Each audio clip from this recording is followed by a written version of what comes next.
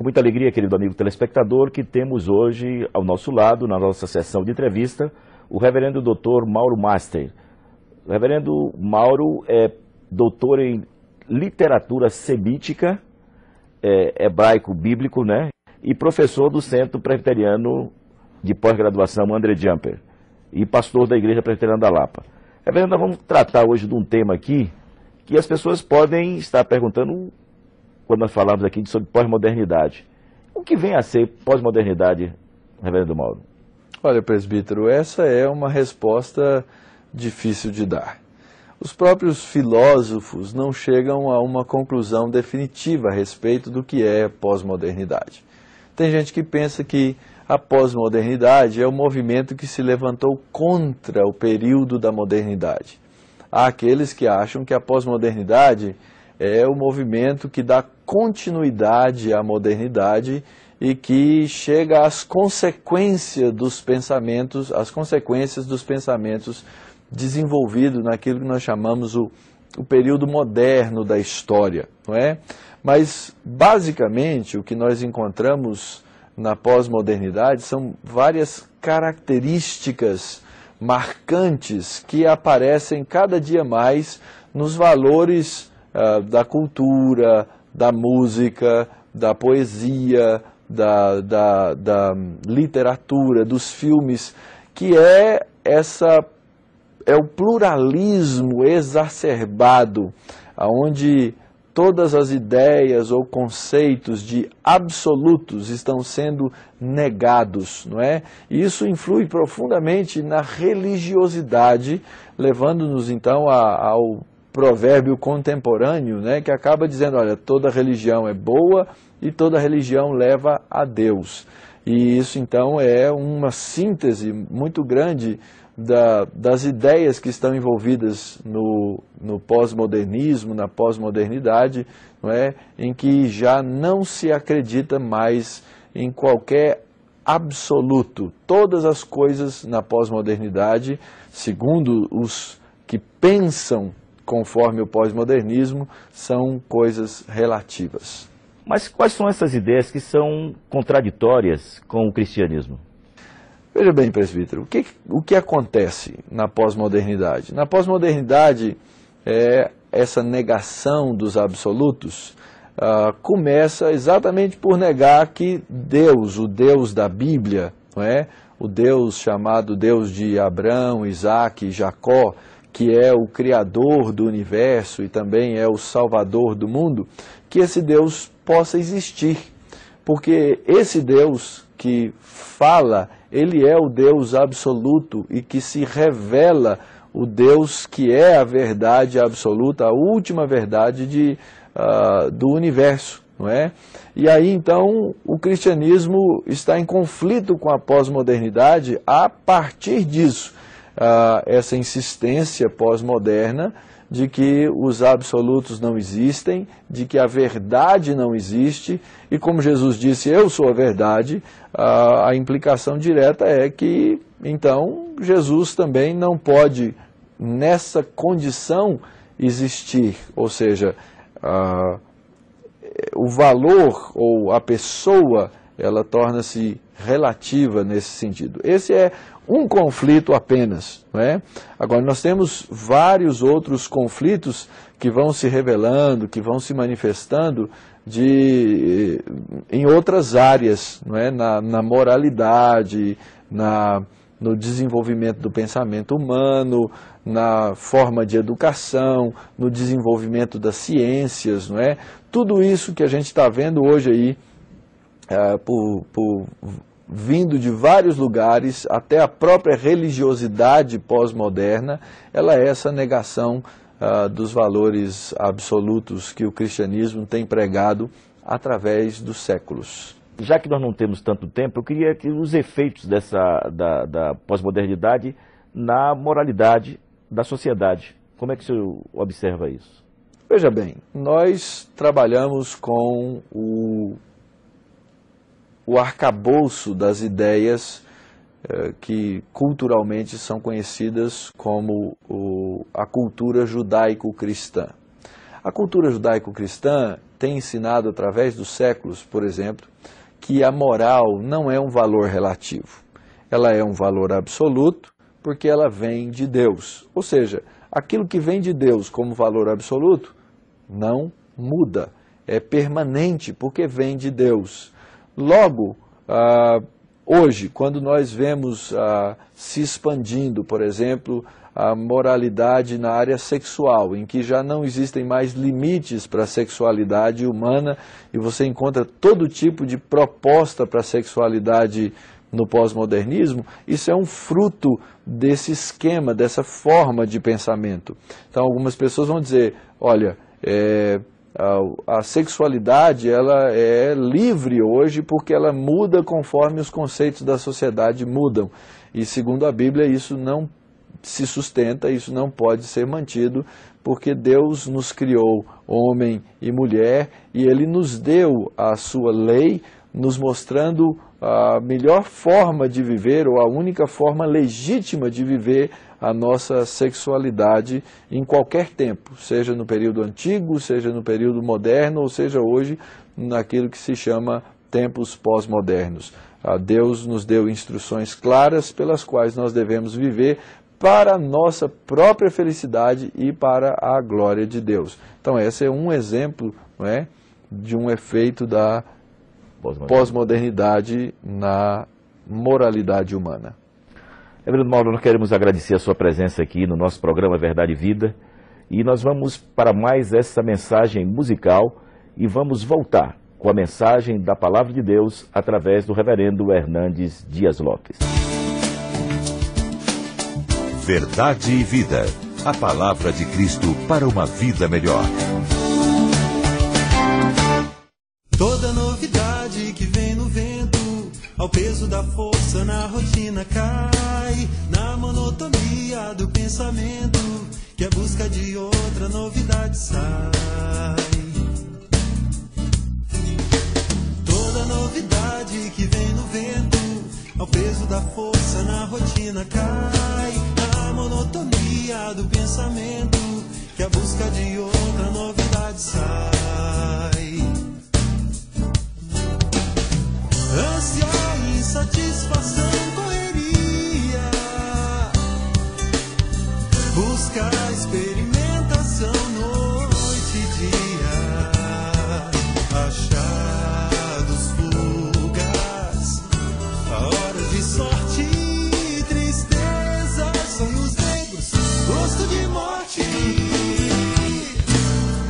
Mais que novidade que vem no vento, pois cada momento ensinamento traz. Cristo é tudo para todo tempo, quem nele se encontra não procura mais. Mas que novidade que vem no vento, pois cada momento ensinamento traz. Cristo é tudo para todo tempo, quem nele se encontra não procura mais, não procura mais.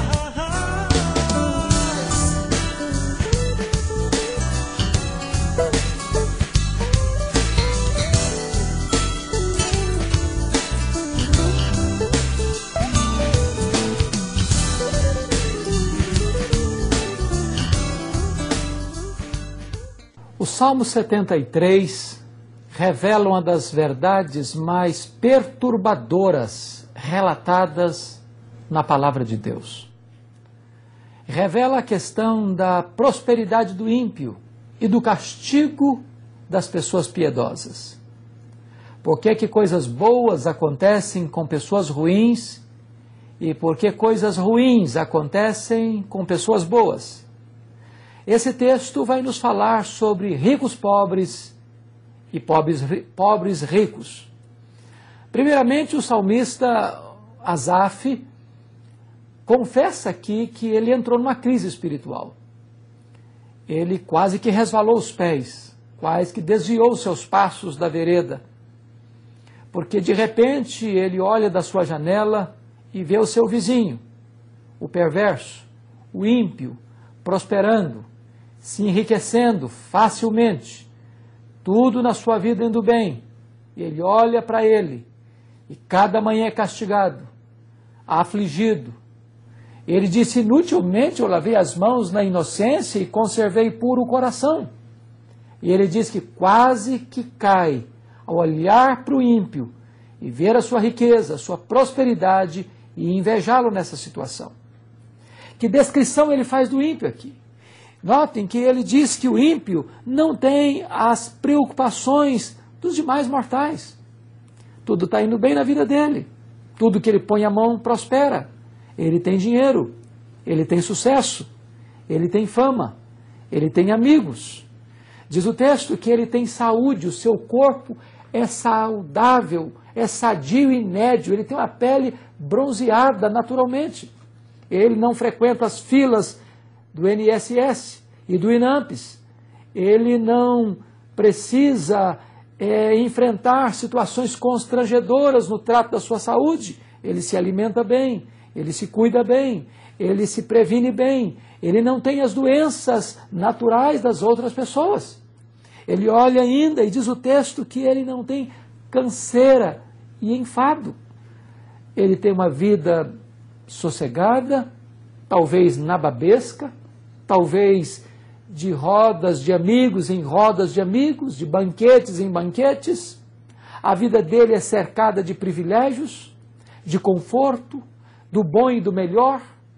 A vida transcorre num clima de serenidade e de bonança e de prosperidade. O texto prossegue, diz ainda que ele está coberto de violência. O fato de ser próspero não muda o coração dele, não torna a vida dele uma pessoa mais generosa.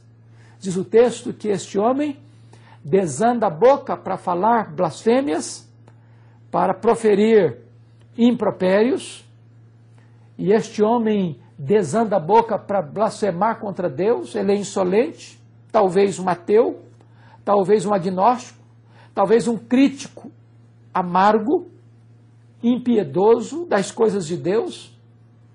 Talvez ele se exalte dizendo, o que eu tenho fui eu que consegui, o meu braço, a minha inteligência, ou a minha esperteza.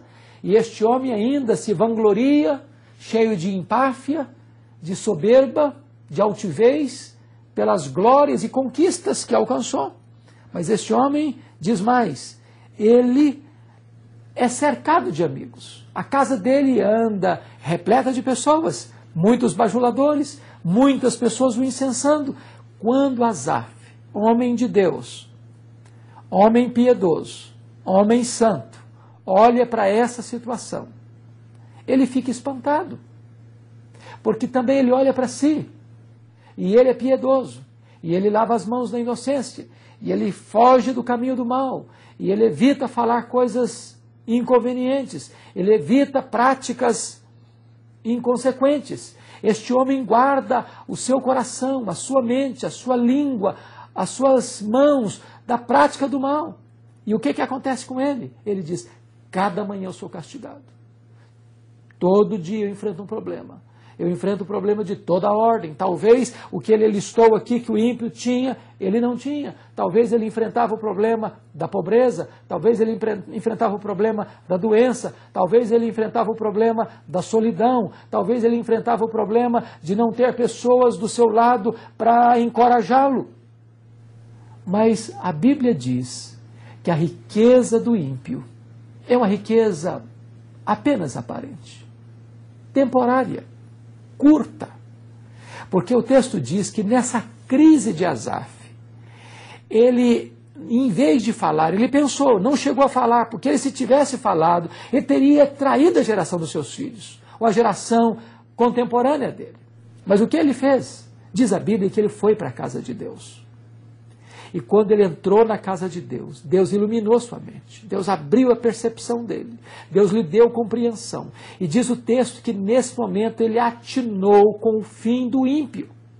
Percebeu que o ímpio estaria numa situação de desamparo, que o ímpio não tinha nada para se segurar, que o bordão em que o ímpio estava escorado era um bordão podre, que a riqueza que ele estava agarrada nela não poderia lhe dar segurança e nem felicidade. E ele então percebeu uma coisa, que quando Deus se levantasse, para um grande momento de acerto de contas. Quando Deus se levantasse para um grande momento de juízo, o ímpio estaria completamente desamparado. O ímpio estaria numa situação desesperadora. Assim são aqueles que são ricos de dinheiro, mas são pobres, porque não creem em Deus, porque não confiam em Deus, porque não depositaram a sua confiança num alvo sólido, firme e inabalável. Há muitas pessoas que são ricas, mas ao mesmo tempo são miseravelmente pobres. Talvez você esteja confiando no seu dinheiro, talvez você esteja confiando na sua força, talvez você esteja confiando na sua inteligência, talvez você esteja confiando na sua posição política, talvez você esteja confiando na sua empresa, ou no seu salário, ou na sua condição social. Mas eu quero lhe dizer que estas escoras são muito pequenas, que estes fundamentos são muito frágeis e que você estaria sendo louco, insensato, pondo a sua confiança naquilo que não é permanente. A Bíblia diz que aqueles que querem ficar ricos atormentam a sua alma com muitos flagelos. Aqueles que querem ficar ricos caem em tentação e cilada. Aqueles que querem ficar ricos acabam caminhando para uma estrada de perdição e ruína. Porque, na verdade, o homem que só tem dinheiro, ele é miseravelmente pobre. O homem que vive a vida em banquetes, em rodas de amigos, em diversões e prazeres, e não põe a sua confiança em Deus, haverá um dia em que ele vai ficar desamparado, e em que tudo aquilo que ele pôs a mão vai se tornar vento, vai se tornar bolha de sabão, e o homem vai perceber que isso não passa de vaidade. Mas e o salmista? E Asaf? Um homem pobre, um homem que recebe a disciplina de Deus, um homem que é castigado, um homem que enfrenta lutas, um homem que enfrenta dificuldades. O que é que ele tem? Quando ele entra na casa de Deus, ele percebe uma coisa. Ele percebe que ele era verdadeiramente rico, porque ele tinha uma herança verdadeira, porque ele tinha uma riqueza permanente, porque ele tinha algo e alguém que estava com ele na solidão, na pobreza, na doença, na hora da morte, e este alguém estará com ele, estaria com ele, estará com você, se você confiar em Cristo, depois que você morrer, quando você chegar diante do tribunal de Deus, quando você estiver na eternidade, este Deus será o seu refúgio, a sua fortaleza, a sua herança, o seu quinhão, a sua riqueza. Sabe, o salmista vai dizer o seguinte: o que eu tenho no céu a não ser o Senhor? O que eu tenho na terra a não ser o Senhor? Sabe, Deus é a nossa herança. Talvez você tenha murmurado, talvez você tenha chorado, talvez você tenha reclamado, talvez você tenha vivido uma vida triste, de amargura, de ressentimento, quem sabe até de inveja. Talvez você tenha passado por momentos financeiros difíceis, talvez crises financeiras que deixam você angustiado. Talvez o salário é pequeno, talvez a saúde é abalada, talvez há coisas que você gostaria de ter e não tem, uma casa boa para morar e não tem, talvez um carro bom e novo para andar e você não tem, e você olha para o ímpio, ele tem de tudo, do bom e do melhor, e você começa a pensar e meditar: meu Deus, será que vale a pena? Será que vale a pena ser fiel? Será que vale a pena ser íntegro? Será que vale a pena não negociar princípios e valores? Deixa eu lhe dizer, a riqueza de um homem não está naquilo que ele tem, mas em quem ele é. As pessoas que se enriquecem com isso, negociando princípios, corrompendo, sendo corrompidos, mentindo, blefando, muitas vezes surrupiando a lei, muitas vezes se insurgindo contra o Estado de Direito, muitas vezes comprando testemunhas, comprando juízes, comprando sentenças, muitas vezes entrando em esquemas de corrupção e de violência para angariar riquezas. Essas pessoas, além de não terem paz verdadeira, essas pessoas estarão completamente desamparadas quando tiverem que enfrentar o tribunal de Cristo. Mas você talvez despojado de riquezas, talvez privado de privilégios, talvez até com seu corpo surrado pela doença, talvez até enfrentando a própria disciplina de Deus. Mas você tem tudo, você tem Deus, você tem a vida eterna, você tem uma herança imarcessível e gloriosa, você tem a vida eterna, você tem o perdão dos seus pecados, você tem o seu nome escrito no livro da vida, você tem uma herança gloriosa, imaculada, uma herança que ninguém pode roubar de você, que nem ouro, nem prata pode comprar, que ninguém pode tomar de você, que nem o ladrão, que nem a traça pode corroer. Você é verdadeiramente rico, verdadeiramente rico. A Bíblia diz que no Antigo Testamento as pessoas mediam a bênção de Deus em torno de bens materiais, de coisas que elas possuíam. Essa famigerada teologia está muito presente hoje, chamada teologia da prosperidade, quando algumas pessoas pensam o seguinte: quem é o abençoado por Deus? É o que anda num carro novo, é o que mora num palacete, é o que anda num carro importado, é aquele que tem muito dinheiro no bolso, tem muitos amigos. Eu vou lhe dizer que pode ser que a riqueza seja a bênção de Deus. A verdadeira riqueza é Deus que dá. Não é pecado ser rico, como não é virtude ser pobre.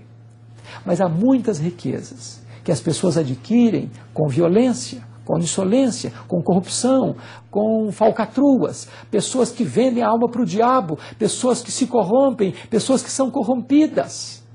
Deixa eu dizer uma coisa para você. A Bíblia diz que é melhor um prato de hortaliça onde há paz do que banquetes onde há contendas. Há muitas pessoas que se dizem ricas sendo pobres, mas há muitas pessoas que são pobres e que são muito ricas aos olhos de Deus. Paulo diz: eu nada tenho, mas eu possuo tudo. Eu não possuo nada, mas eu enriqueço a muitos. A verdadeira riqueza é a riqueza espiritual. É o fato de você ser filho de Deus, membro da família de Deus, de ter a paz de Deus, de ter a alegria da salvação, de pertencer ao rebanho de Cristo, de saber que você tem o seu nome escrito no livro da vida, que você vai tomar posse de um reino eterno, de um reino inabalável, de um reino permanente. Você é herdeiro do Rei dos Reis e do Senhor dos Senhores.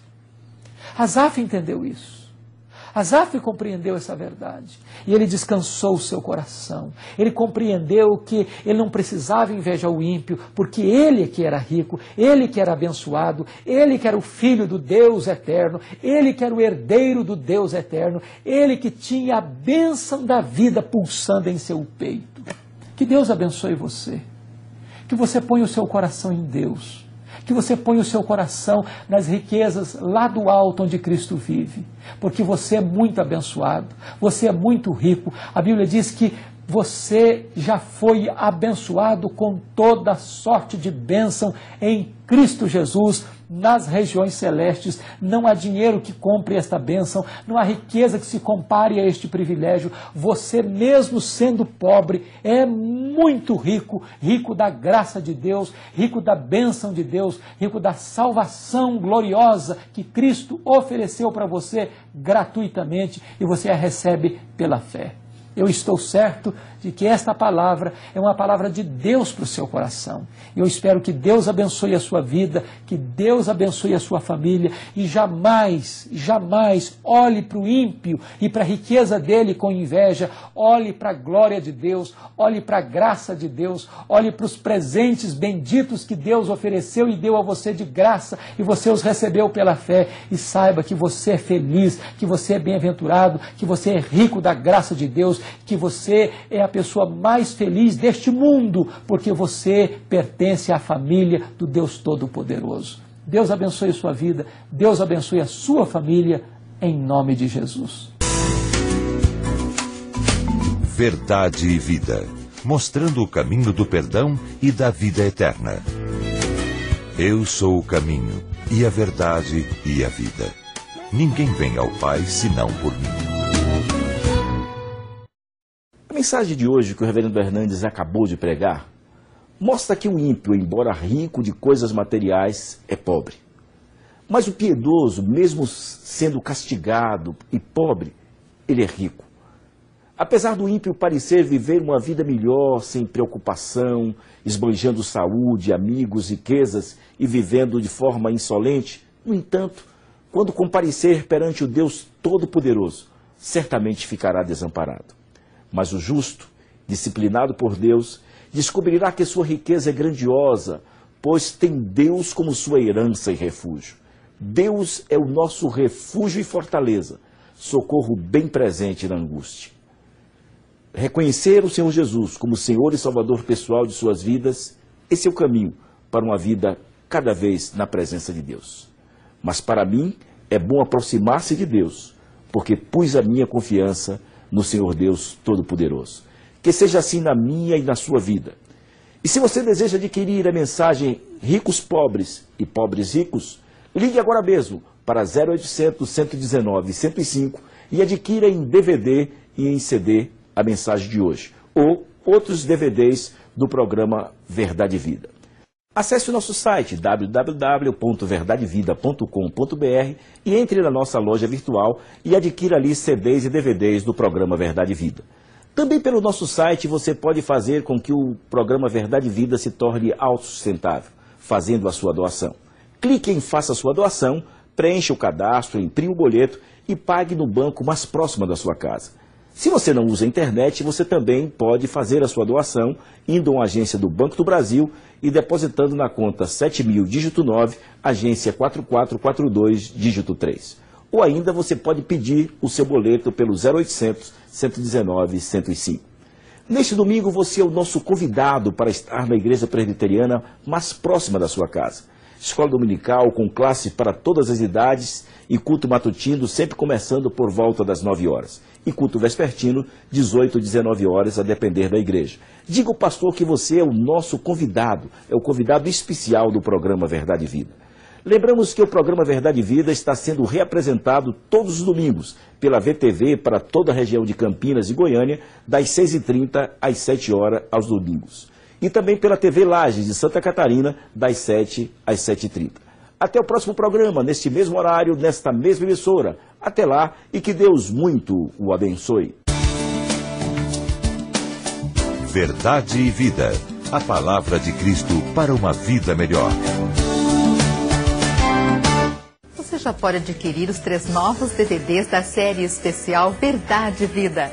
Cada volume contém 4 mensagens do reverendo Hernandes Dias Lopes, selecionadas do programa Verdade e Vida. São mensagens inspiradas para trazer uma renovação de fé e esperança à sua vida e de sua família. São assuntos variados para você usar na sua igreja e emprestar aos amigos.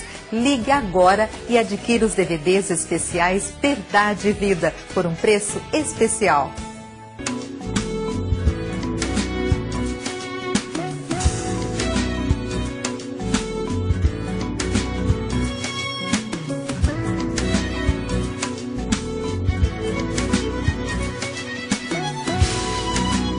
Verdade e Vida.